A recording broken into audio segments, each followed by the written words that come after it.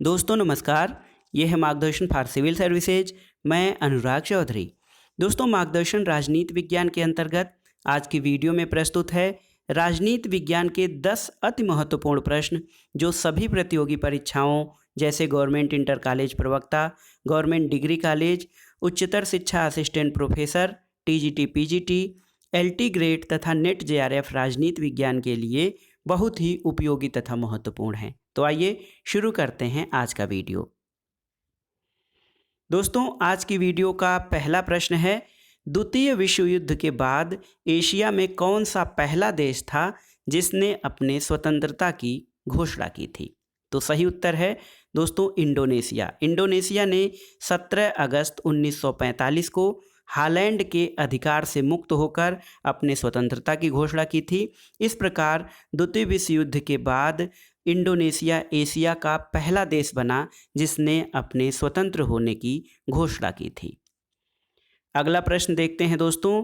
एक सोसाइटी है, संगठन है, society for right to die with dignity. Society for right to die with dignity नामक संगठन का गठन किसके द्वारा किया गया था, आपको बताना है। तो दोस्तों सही उत्तर है मीनू मसानी द्वारा। मई 1981 में मुंबई में society for right to die with dignity नामक संगठन का गठन किया गया था। आइए देखते हैं तीसरा प्रश्न, बहुत ही महत्वपूर्ण है। स्वतंत्रता आंदोलन के दौरान लिखी गई पुस्तक साल्ट टैक्सेशन इन इंडिया बहुत ही महत्वपूर्ण पुस्तक है और आपके लिए ये प्रश्न कठिन भी है।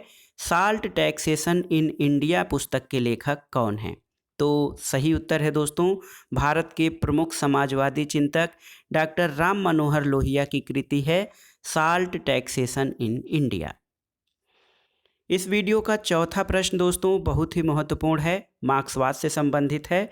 मार्क्स के अलगाव या परायपन की संकल्पना, जिसको कि मार्क्स का विसंबंधन सिद्धांत भी कहा जाता है, theory of alienation, concept of alienation या मार्क्स के अलगाव या परायपन की संकल्पना उसकी किस पुस्तक में मिलती है? तो सही उत्तर है दोस्तों economic and philosophical manuscript of 1844। ये जो है आर्थिक और दार्शनिक पांडुलिपियाँ 1844 में मार्क्स के अलगाववादी सिद्धांत की जो है प्रमुख विशेषताएं या अलगाववादी सिद्धांत की अवधारणा उसमें दी गई है। अगला प्रश्न देखते हैं दोस्तों, पांचवा प्रश्न। भारत सरकार द्वारा स्वामी विवेकानंद के जन्मदिवस को राष्ट्रीय युवा दिवस के रूप में मनाए जाने का निर्णय कब लिया गया था? तो सही उत्तर है वर्ष 1984 में। और आपकी जानकारी के लिए बता दें, स्वामी विवेकानंद के जन्मदिन को राष्ट्रीय युवा दिवस के रूप में प्रतिवर्ष 12 जनवरी को मनाया जाता है। यानी स्वामी विवेकानंद के जन्मदिन के उपलक्ष्य में 12 जनवरी को प्रतिवर्ष राष्ट्रीय युवा दिवस के रूप में मनाया जाता है। अगला प्रश्न देखते हैं दोस्तों, छठवां प्रश्न है, 2 या अधिक राज्यों के लिए एक साझा उच्च न्यायालय की व्यवस्था भारतीय संविधान के किस अनुच्छेद में वर्णित है? आपको बताना है कि संविधान के किस अनुच्छेद में 2 या अधिक राज्यों के लिए एक संयुक्त उच्च न्यायालय की व्यवस्था की बात कही गई है। तो सही उत्तर है दोस्तों अनुच्छेद 231। अनुच्छेद 231 में 2 या 2 से अधिक राज्यों के लिए एक साझा उच्च न्यायालय की व्यवस्था की बात भारतीय संविधान के अनुच्छेद 231 में कही गई है। सातवां प्रश्न है दोस्तों, यह कथन किस विचारक का है कि मानव का विचार अभिव्यक्ति की स्वतंत्रता पर प्रतिबंध लगाना वर्तमान एवं भविष्य की नस्लों को लूटने के समान है? बहुत ही महत्वपूर्ण कथन है। ये विचार अभिव्यक्ति की स्वतंत्रता पर आधारित है कि ये कथन किस विचारक का है कि मानव का विचार अभिव्यक्ति की स्वतंत्रता पर प्रतिबंध लगाना वर्तमान एवं भविष्य की नस्लों को लूटने का समान है। तो ये प्रसिद्ध पाश्चात्य विचारक J.S. मिल यानी जॉन स्टुअर्ट मिल का कथन है।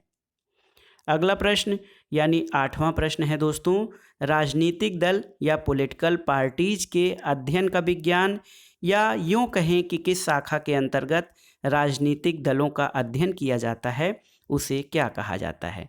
तो दोस्तों, राजनीतिक दलों के अध्ययन के विज्ञान या राजनीतिक दलों के अध्ययन शास्त्र को स्टेशियोलॉजी कहा जाता है। याद रखिएगा, स्टेशियोलॉजी के अंतर्गत पॉलिटिकल पार्टीज का अध्ययन किया जाता है।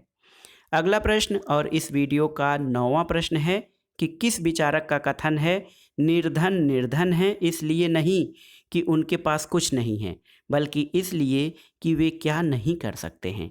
ये कथन किसका है? आपको बताना है कि निर्धन निर्धन है इसलिए नहीं कि उनके पास कुछ नहीं है, बल्कि इसलिए कि वे क्या नहीं कर सकते हैं। ये कथन भारत के प्रमुख अर्थशास्त्री और समाज कल्याण चिंतक नोबेल पुरस्कार विजेता डॉक्टर अमर्त्य सेन का है। उन्होंने कहा है कि निर्धन निर्धन है इसलिए नहीं कि उनके पास कुछ नहीं है, बल्कि इसलिए कि वे क्या नहीं कर सकते हैं। अगला प्रश्न और इस वीडियो का आखिरी प्रश्न है, भारतीय शासन और राजनीति के संबंध में महत्वपूर्ण पुस्तक the government and politics of India के लेखक कौन हैं? तो सही उत्तर doctor Morris Jones. Morris Jones की कृति है the government and politics of India. तो दोस्तों, ये थे आज के 10 अति महत्वपूर्ण प्रश्न जो आपके सभी प्रतियोगी परीक्षाओं के लिए बहुत ही उपयोगी तथा महत्वपूर्ण हैं। इसमें आए हुए प्रश्न थोड़े कठिन हैं, इसलिए आप इसको तैयार कर लीजिएगा, बार बार रट कर याद कर लीजिएगा, ताकि परीक्षाओं में यदि ये प्रश्न पूछे जाएं तो आप इनको सही सही अटेम्प्ट कर सकें। दोस्तों, वीडियो आपको कैसा लगा हमें कमेंट बॉक्स में ज़रूर बताइएगा। वीडियो को लाइक करें, शेयर करें और इस चैनल मार्गदर्शन फॉर सिविल सर्विसेज को सब्सक्राइब करें। वीडियो देखने के लिए धन्यवाद दोस्तों। नमस्कार।